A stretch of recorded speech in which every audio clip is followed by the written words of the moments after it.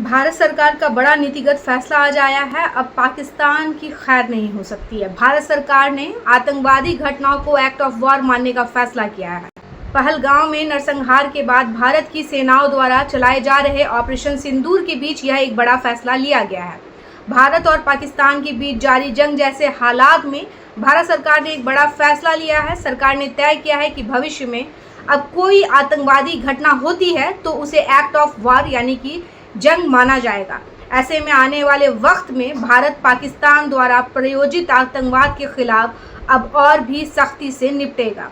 अगर पाकिस्तान में पल बढ़ रहे आतंकवादियों के तरफ से ऐसी कोई हरकत की जाती है तो भारत इसको पाकिस्तान की सरकार और वहां की सेना की ओर से भारत के खिलाफ जंग मानेगा।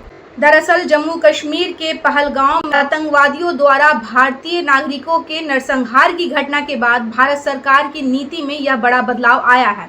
इस घटना के जवाब में भारत की सेनाओं ने पाकिस्तान और पाकिस्तान के कब्जे वाले कश्मीर के 9 ठिकानों पर बम बरसाए हैं।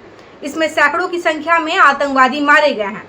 भारतीय सेना की इस कार्रवाई से पाकिस्तान बौखलाया है।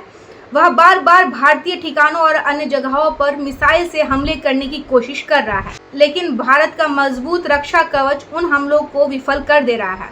पहले रक्षा मंत्री राजनाथ सिंह ने एक प्रेस कॉन्फ्रेंस में कह चुके हैं कि भारत अब आतंकवाद को बर्दाश्त नहीं करेगा। अगर कोई देश या संगठन हमारे नागरिकों पर आतंकी हमला करेगा तो हम इसे युद्ध की तरह लेंगे और इसका जवाब सैन्य कार्रवाई के जरिए देंगे। उन्होंने साफ किया कि भारत की सेना और खुफिया एजेंसी ऐसी किसी भी साजिश को नाकाम करने के लिए तैयार है।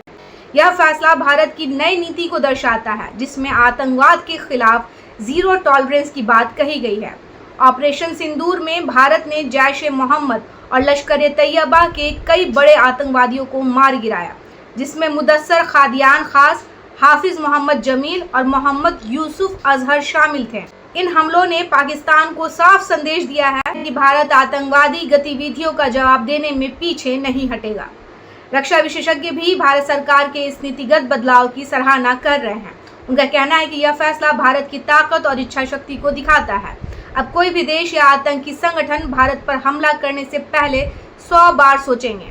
हमारी सेना के पास 16 लाख जवान, आधुनिक हथियार और सैटेलाइट निगरानी जैसे संसाधन हैं, जो हमें किसी भी खतरे से निपटने में सक्षम बनाते हैं। उम्मीद करती हूँ आपको ये रिपोर्ट अच्छी लगी होगी। अगर आपको ये अच्छी लगी तो कृपया करके चैनल को सब्सक्राइब करें। न्यूज़ पसंद आता है तो इसे लाइक और शेयर करना ना भूलें।